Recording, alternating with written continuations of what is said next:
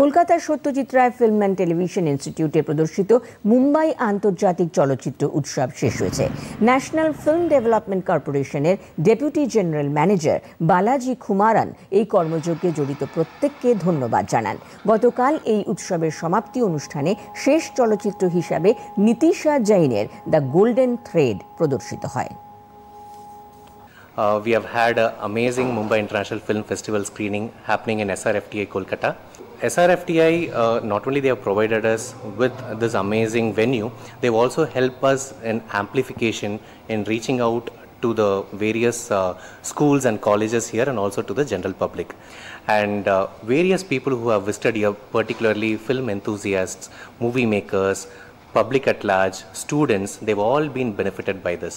So I thank Doordarshan also for extensively covering it and giving it a wonderful visibility. ইনিশিয়েটিভটা খুবই ভালো।